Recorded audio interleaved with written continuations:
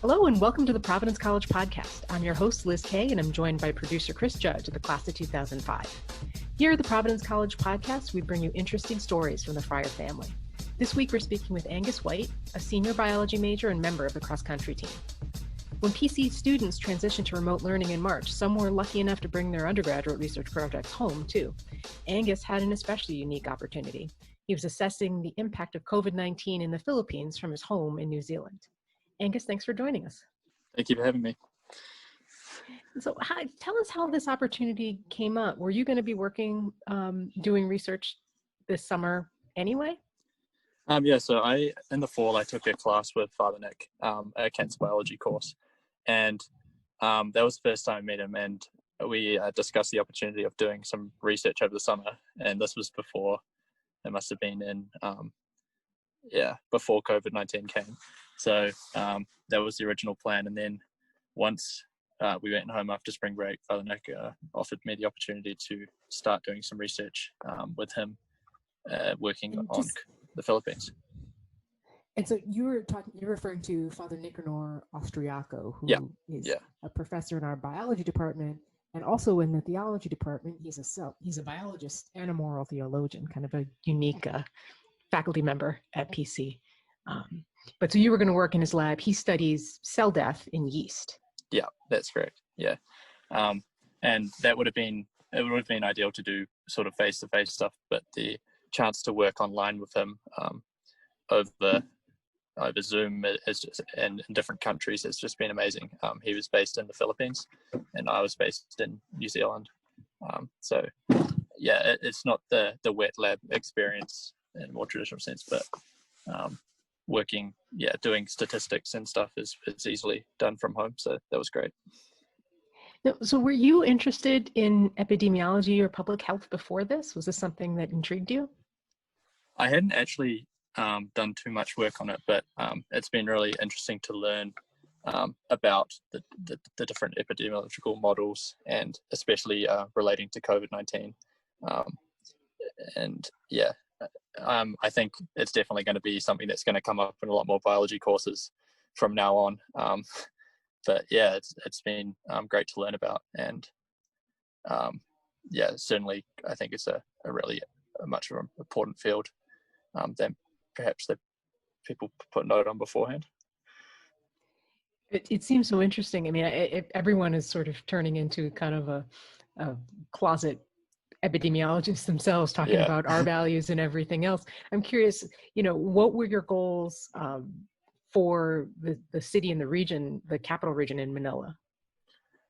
So Manila went through one of the probably one of the toughest and longest lockdowns in the world. I believe they were locked down from March until June. So the goal there was always to try and keep the community transmission low, and that's obviously very hard in a national capital region of 13 million people, which is very densely populated, so size of New York City. So they went through the very strict lockdown, but and doing strict quarantines at various levels. So the goal was to keep the positivity rate below 10%, and at some points that was successful. However, it spiked in the last month or so. And so tell us how you conducted your work with Father Nic. I mean, you were in New Zealand, he was in the Philippines. So we did our work mostly over Zoom and FaceTime. Father Nic would kind of let me know what I had to do regarding, we'd go onto the Department of Health website and look up, and we'd have measures that we're looking at. So factors such as hospitalization rates, positivity data,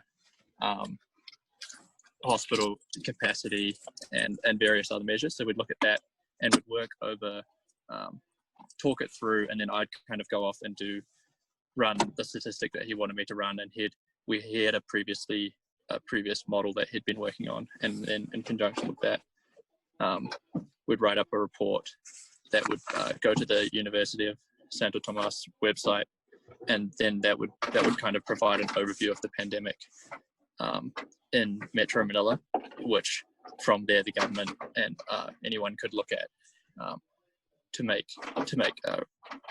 policy changes for the lockdowns coming up. Kind of make recommendations for what people could do in terms of public health recommendations. Yeah. What next steps would be. So like we'd be come up with advice regarding what, and we do it based on 2-week cycles, which is the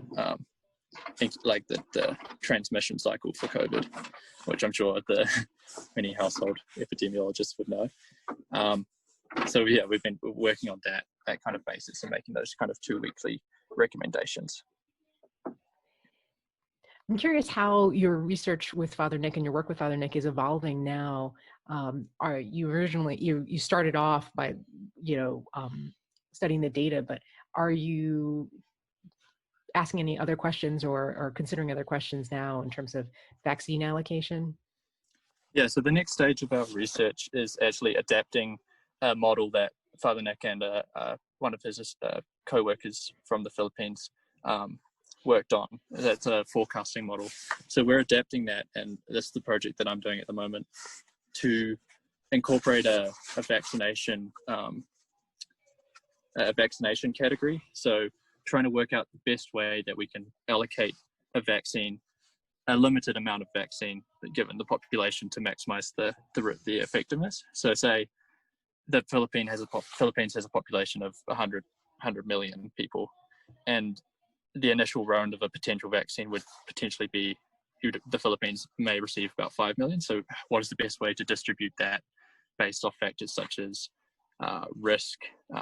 So if someone's, do you give it to the at-risk people, or what cities geographically are the best ones to give it to maximize that effect? So we're going to be running the model, which should be complete. We're going to be completing next week, to running the model to see the most efficient cases based off those factors: high risk, low risk, and that kind of thing.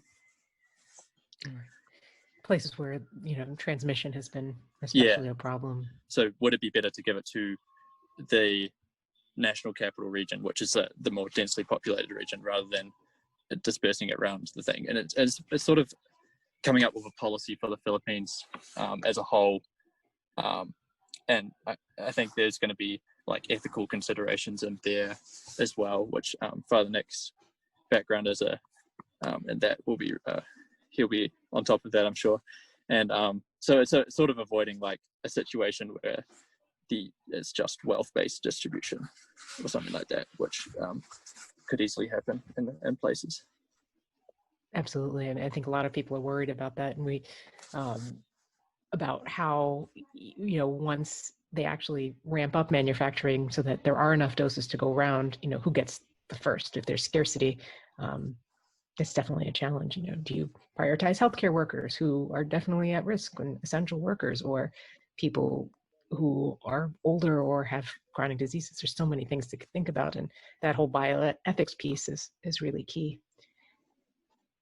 So you're from New Zealand, and it's been recognized around the world for its extremely low infection rates. I'm curious how your experience at home and your work with Father Nic has impacted your perception of COVID. I mean, what do you think people don't understand or aren't quite getting? In New Zealand, we kind of had the policy of going hard and going early to stop it. So it's hard to me to speak to that exactly. We've been in a very fortunate situation here, where we haven't had COVID. But I think the key thing is just to listen to what the experts have to say, and do factors such as social distancing and wearing the masks. And yeah, we've all had to deal with going through the strictness of lockdowns, and I think those have been proven to be so effective. So if we just abide by those regulations, and that'll be the best way we can move forward through that. For sure. And what do you feel like you gained from this experience with this research? I think that I've learned um, obviously a lot about epidemiology, something that I hadn't really touched on previously before. So that's been really interesting to learn about the different modeling and, yeah, again, specifically to COVID-19, but also having a mentor like Father Nic, who's had so much research experience. It's been great to sort of have that one-on-one mentorship with him and learn about ways of approaching research. So like approaching a problem and planning and the value of teamwork and communication and factors like that has been great. So just how to conduct quality research, which I think is applicable not just to the sort of work, non-traditional lab work, I guess, that I've been doing from home, but also I could take that and apply it to the lab when I get the chance to. Absolutely. What options were you considering for post-graduation, since you are a senior? And I'm curious if this experience changed those ambitions. Yeah, so this was actually my first time actually doing any research work, and up until previously I hadn't really. I know it doesn't sound like I should have said, but I hadn't really considered it too much. But doing this experience has really changed my perception of that. I'd always planned on going to medical school. That had been kind of my goal, but this has certainly made me reconsider where I'd like to go with that. And I'd obviously, if the opportunity came up, I'd like to do some in-lab sort of experience, just to sort of cement those feelings if they were there. Which I think, but I definitely like, and I think this research has been really significant in the fact that I've been able to see the results of it like immediately.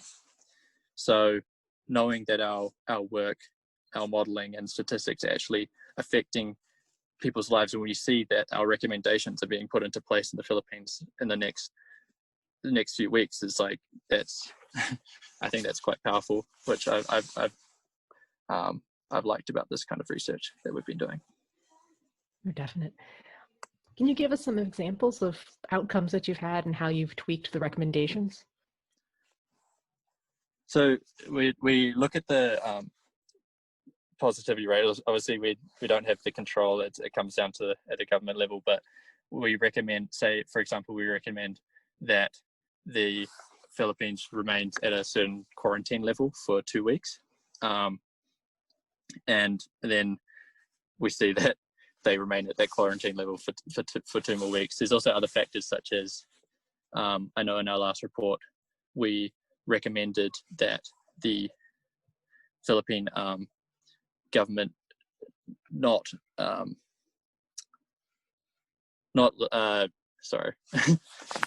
recommend the use of the rapid testing, rapid antibody testing, because I think they don't have, they're not been too effective. So, and people have been justifying going to work based off the inconclusive results of one of these rapid antibody tests. So we're waiting to see, I think, if there's going to be action on the from the government that not necessarily bans the use of these tests, but maybe prevents their use to justify people going to work, which could compromise the health of others or contribute to the spread in the NCR. This is really interesting research, and how exciting it is to be able to have this practical application, to be able to see these impacts, within 2 weeks, within a fortnight, as you wrote. You've been working on these reports. This pandemic has had such an impact on your college career. I mean, it ended your junior year. It shut your junior year down preemptively, and now your senior year is going to be impacted, and certainly your time on cross country. I'm just curious how you're feeling about the way pandemic has impacted your season. Yeah, it was pretty upsetting to have our season cancelled, especially, yeah, like you said, in our senior year. I know the boys have been looking forward to having a big year, everyone's put in a big block of training over the summer, and we only just found out a few weeks ago that it had been cancelled. But I think the fact that cross country is an outdoor sport, and there is certainly potential that hopefully would be able to not forego that whole season and maybe do it in the spring alongside track. So that's something to look forward to. And my choice to stay in New Zealand has meant that we're fortunate enough to have races here still. So I'll be able to put my training to use. But it's definitely going to be sad making that choice to not come. And I'm certainly going to miss my teammates and my friends over there. And training by yourself is not quite the same as training with the team and all the amazing facilities and the coaches that we have at Providence. So definitely going to miss that. But I'm going to be putting in work here, so looking forward to using it in the spring if we have it more under control. Yes, I think we're all hoping for a spring semester that's a little closer to normal than fall is shaping up to be. Yeah. Well, Angus, thank you so much for joining us, and appreciate you giving some insight on your research experience. Thank you very much. Subscribe to the Providence College podcast in all the usual places, including Apple Podcasts, Stitcher, Google Play, and Spotify. If you like what you hear, please review and share with others. Thanks for listening, and go Friars.